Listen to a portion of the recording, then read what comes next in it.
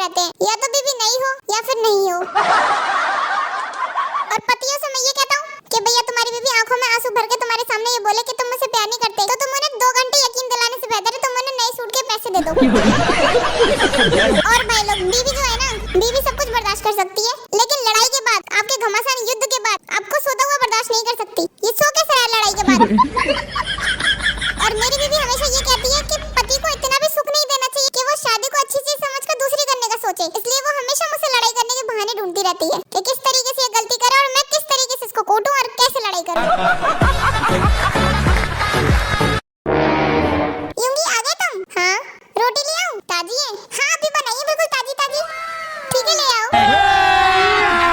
अभी मजा आएगा ना। लाओ यूंगी, तुम्हारा सर दबा दूं।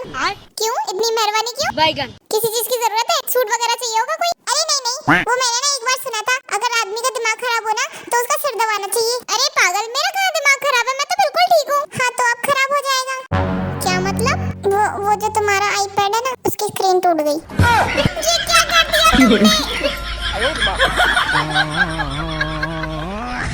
वैसे ना आजकल लोगों की हद ही हो गई है, कसम से।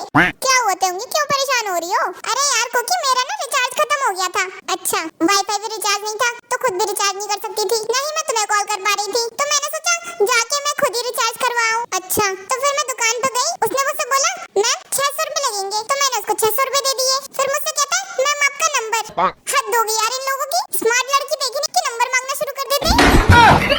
अच्छा फिर क्या? तुम्हें तो बताइए मैं कितनी ओवर स्मार्ट हूँ, मैंने अपनी जगह किसी और का नंबर दे दिया।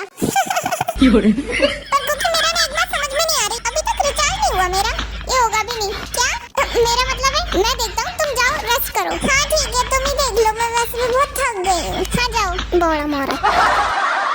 जी भाभी, कल जेके भाई ने राह चलती लड़की को छेड़ा था। क्या? ये आदमी कभी नहीं सुधरेगा, इसको तो मैं अभी बताती हूँ।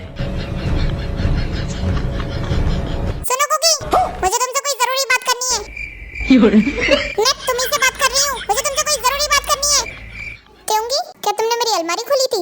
बात बदलने की कोई जरूरत नहीं है, चुपचाप मेरी बातों का जवाब दो। अरे तो मैं भी तो तुमसे कुछ पूछ रहा हूँ, क्या तुमने मेरी अलमारी खोली थी? ओहो नहीं खोली थी, क्यों पूछ रहे हो? चलो ये तो अच्छा है। एक्चुअली मैं ना वो तुम्हारे लिए एक सरप्राइज गिफ्ट लेकर आया था। मुझे लगा कहीं वो अलमारी खोलकर तुमने वो गिफ्ट ना देख लिया हो। मेरे लिए सरप्राइज गिफ्ट? हाँ हाँ भाई, जिसकी इतनी खूबसूरत, इतनी ख्याल करने वाली बीवी हो, उसके लिए महीने में एक बार सरप्राइज गिफ्ट तो बनता ही है। तो ला दिखा। अरे अभी नहीं, सरप्राइज गिफ्ट है तो शाम में देखना। तुम भी ना कुकी।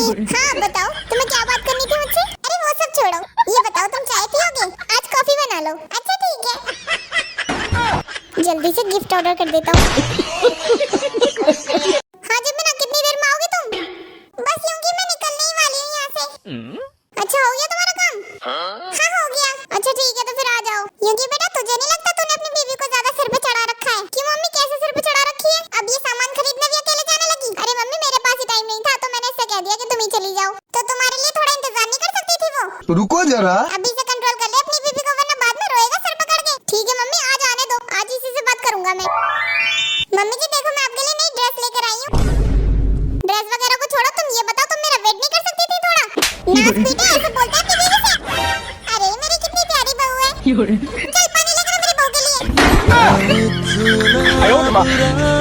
भाई लोग, ये मेरे साथ ही होता है या आप लोग भी ऐसा करते हो? मेरे दिमाग में ना शॉर्ट सर्किट हो जाता है सैड सॉन्ग सुनते ही, मैं उलझल चीजें इमेजिन करना शुरू कर देता हूँ। एक गाना सुन लिया, चिट्ठी ना कोई संदेश, जिंदा दोस्त का फ्यूनरल इमेजिन करके रोना शुरू कर दिया मैंने। कर्री वाली टेंशन चल रही है दिमाग में, हाय ये मर गया, अब मैं किसका खून पीऊंगा, अब मैं इसके लिए क्या लिखूं व्हाट्सएप स्टेटस पे फोटो लगाने के लिए। गाना चल रहा है जाने नहीं देंगे तुझे, और मैंने अपने दिमाग में अपने दोस्त का एक्सीडेंट करा दिया। वो बेचारा घर पे सो रहा है, वो उठा ही नहीं अभी तक, और मैंने उसको मार दिया है। बेहोश पड़ा है वो मेरे कंधे पे, मैं उसे स्कूटी पे लेके जा रहा हूँ। मैं उसकी माँ के लिए बनारसी साड़ी खरीद कर लेकर आ रहा हूँ, और उससे कह रहा हूँ कि टेंशन मत लो आंटी, वो ठीक हो जाएगा। गाना चल रहा है चाहे तुझको रब बुला ले। दोस्त को मैंने ये चीज बताई तो वो बेचारा इस बात से ज्यादा डर गया कि मैं इसे स्कूटी पे लेके जा रहा था। गाना सुन लिया मैंने, बड़ा पछताओगे बड़ा पछताओगे। अब मैंने अपनी पत्नी को इमेजिन कर लिया दूसरे आदमी के साथ, चक्कर चला दिया मैंने उसका। वो बेचारी आधे घंटे से टॉयलेट में बैठकर रीलें देख रही है, और मैं सोफे में बैठ के सिसक के रो रहा हूँ कि अब इसको मैंने एक लड़के के साथ देख लिया है अपनी हाई क्लास इमेजिनेशन में। फिर मैंने एक गाना सुना, ये जो हंस रही है दुनिया, और अब मैंने इमेजिन कर लिया कितना बुरा हुआ है मेरे साथ, कितना गलत किया इन लोगों ने मेरे साथ। लेकिन अब मैं करोड़पति बन चुका हूँ अपने इमेजिनेशन में। अब मैं किसी से बात नहीं करने वाला, क्योंकि ये जो हंसते हैं इनको हंसने दो, क्योंकि मैं तो बन गया हूँ अब करोड़ों का करोड़पति। लोगों की होती है नॉर्मल लाइफ और मेरी चल रही है इमेजिनरी लाइफ।